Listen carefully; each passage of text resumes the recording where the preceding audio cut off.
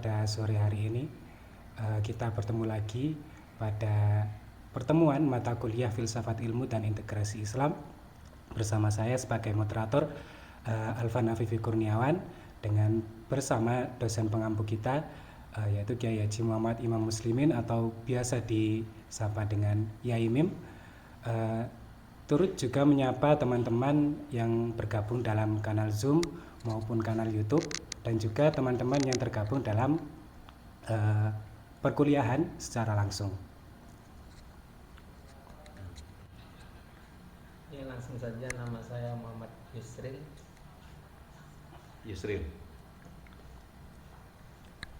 Berikutnya. Saya Muhammad Aulia Wildanizya Arzaki. Panggilannya Wildan. Zaki apa Wildan? Wildan. Nama saya Muhammad Dafa Robani, bisa dipanggil Dafa. Oke, baik, untuk mempersingkat waktu, mari kita bersama-sama mengikuti perkuliahan hari ini. Kepada beliau, Yai Mim, kami persilahkan. Baik, assalamualaikum warahmatullahi wabarakatuh. Alhamdulillahi wa ba'd.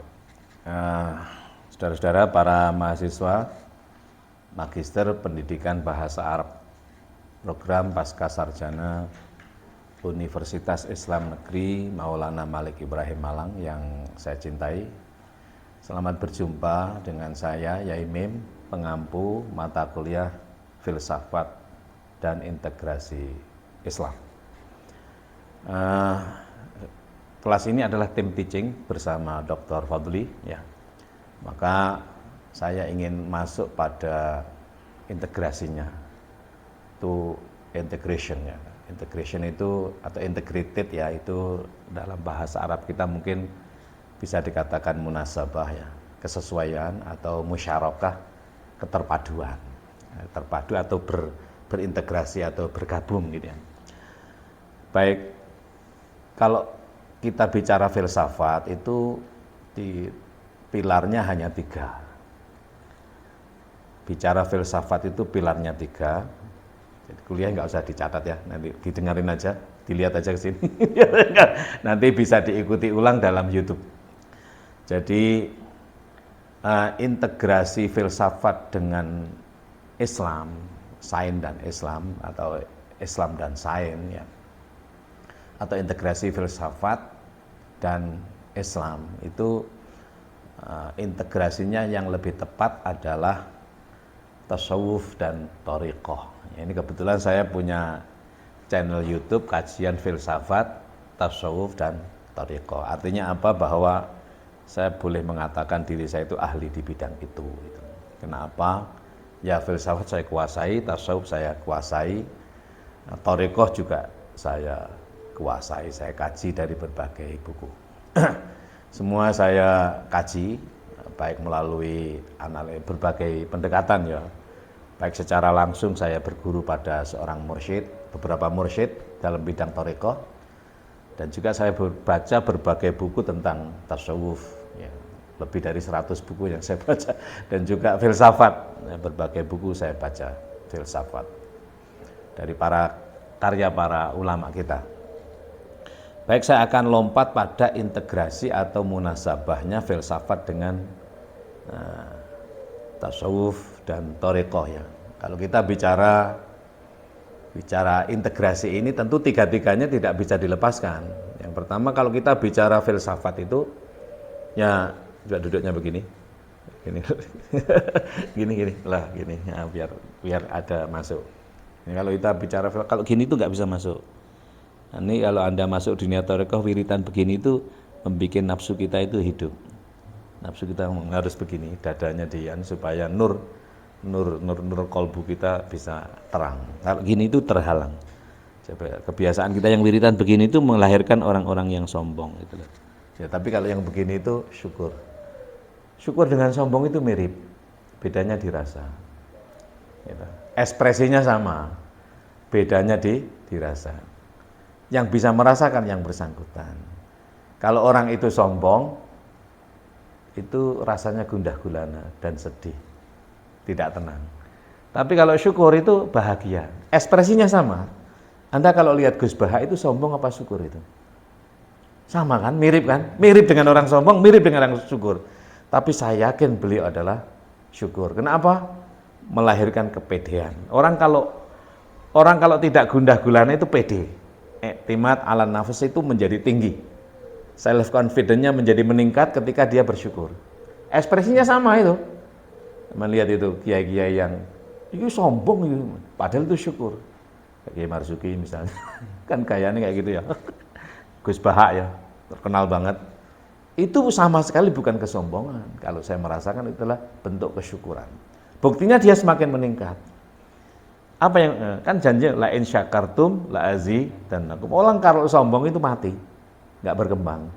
Tapi kalau syukur berkembang. Itu janji Allah kan.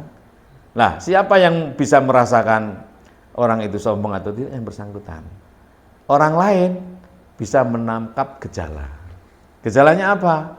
Orang itu kalau sombong nggak lama, tapi kalau syukur itu bertahan lama. Orang yang sombong itu nggak lama, melihat ini hilang. Kenapa? Karena sombong itu menutup diri. Ya. Tapi kalau syukur itu membuka diri, membuka nur cahaya Allah Subhanahu Wa Taala. Baik. Jadi kalau kita bicara integrasi ya, atau integration ya. Filsafat itu integrasinya kepada tasawuf lebih tepatnya dan thariqah. Kalau kita bicara filsafat itu objeknya 3, yaitu ontologis, epistemologis, aksiologis. Ontologis itu bicara apa atau bendanya, epistemologis itu cara mempraktekannya sehingga diperoleh ketepatan. Aksiologis itu nilai faedah atau manfaat. Ya. Nah, tasawuf objeknya 5. Kalau bicara tasawuf itu objeknya 5. Diri kita. Tasawuf itu tidak pernah mengkaji di luar diri. Yang dikaji adalah diri kita. Apa itu? Yang pertama adalah iman, ada dalam dada. Wujudnya mawuq lirafil qalbi. Yang pertama adalah iman. Sifatnya 4, sidik, amanah, tablek, fatona, diri kita. Yang kedua adalah ilmu dalam diri kita. Ilmu dengan pengetahuan tidak sama. Kalau ilmu itu anugerah Allah ada di dalam dada setiap diri manusia, ya berupa cahaya, wujudnya kebenaran. Bal huwa ayatun bayyinatun fi suduril ladzina utul ilma. Wa ma yajhadu bi ayatina illa zalimun. Itu ilmu. Ada di dalam surat Al-Ankabut, surat ke-29 ayatnya 49. Wujud ilmu itu berupa fenomena nyata jelas dalam diri kita. Sifatnya cahaya. Maka dia selalu benar.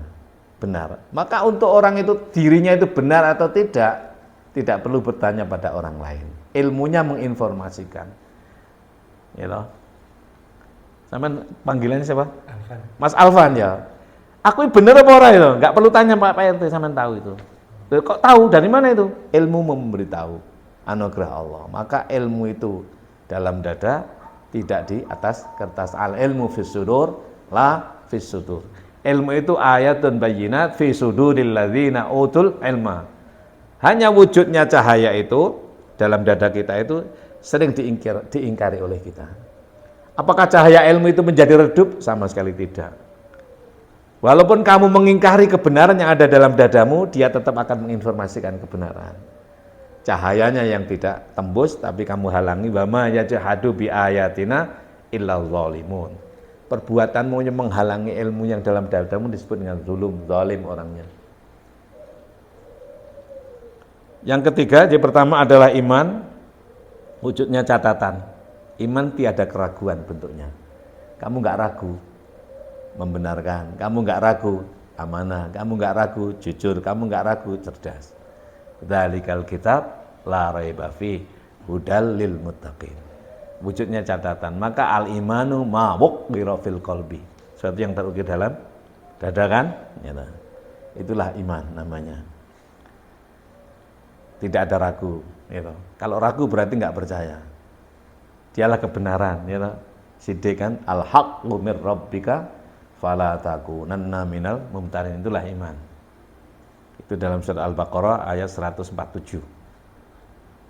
Kebenaran itu dari Tuhanmu, lewat utusannya ada dalam dadamu. Wujudnya tidak ada ragu. Kalau kamu ragu berarti kamu sedang tidak menggunakan iman. Kalau kamu nggak menggunakan iman berarti kamu kafir. Maka kafir itu bukan pada orang lain, tapi kafir itu pada dirimu. Kafir dewe kan itu kan. Nah. Wallazi khalaqakum faminkum kafirun wa minkum mu'minun wallahu bima ta'maluna basir. Dalam surat Shaf ayat 2. Surat Taghabun surat ke-64 ayat 2. Allah menjadikan dirimu, bagian dalam dirimu ada sifat kafir, bagian dalam dirimu ada sifat mukmin. Artinya apa? Kamu mengkafiri imanmu apa mengenai? Kamu tahu itu. Ya toh? Wallazi khalaqakum faminkum, bagian dari kafirun wa minkum mu'minun wallahu bima ta'maluna basir. Di sini menggunakan basir. Basir itu berarti dalam. Iman namanya. Kedua ilmu. Ketiga nikmat. Nikmat itu bahasa Arab, sudah menjadi bahasa Indonesia. Fungsi nikmat. Nikmat itu tuh anugerah Allah ada pada diri setiap manusia di dalam dadanya. Wazifah asasiyahnya, fungsi utamanya, kerja utamanya, tugas pokok utamanya adalah merasakan. Yash'ur. Maka yang kamu rasa, kroso aku itu nikmat anugerah Allah. Dalam surat 55 surat Rahman Allah menyatakan 31 kali diulang tentang betapa pentingnya rasa itu. Surat Rahman itu hanya 78 ayat. Tapi Allah mengulangnya sampai 31 kali. Dalam ayat ke-13, 16, 18, 20 dan seterusnya 31 kali diulang. Fabi ayyi ala'i rabbikuma tukadziban. Jadi kalau kaji tasawuf, kaji thariqah, kaji filsafat itu jangan terjemah. Kalau terjemah nggak kena. Tapi maksud. Filsafat itu maksud. Filsafat itu ketemu dengan benda. Ontologis, tidak terjemah. Kalau terjemah itu kan translating, alih bahasa, enggak ketemu benda itu loh. Harus ma'rifah, ma'rifah ketemu benda muayyan. Ma dalla ala syai'in muayyanin fa huwa ma'rifatun. Wa ma la yadullu ala syai'in ghairi muayyanin wa huwa nakiratun. Kan gitu kan? Sesuatu yang tidak jelas itu nakirah. Nakirah itu nakir itu mungkar itu ngamuk-ngamuk gitu loh. Kenapa orang itu ngamuk-ngamuk? Karena nakir, enggak jelas. GC itu ngamuk-ngamuk. Kalau kamu sudah ma'rifah, ngapain ngamuk? Udah tahu. Lah tahu itu ketemu dengan benda. Nanti kita kaji filsafat yang akan datang ya. Ini integrasi dulu. Jadi tasawuf itu objeknya 5. Kalau filsafatnya 3. Tasawuf objeknya 5 yaitu iman, ilmu, nikmat. Fabi ayyi ala'i rabbikuma tukadziban. Nikmat yang ada dalam dadamu itu dia akan merasakan apa adanya. Wujudnya tabligh kejujuran. Apa adanya. Kamu tidak bisa mendustakan. Baru bisa dipahami gitu. Ya, bisa dipraktekkan. Iya, aku kroso. Tabligh. Maka mubaligh itu menyampaikan kejujuran dengan kelemah lembutan.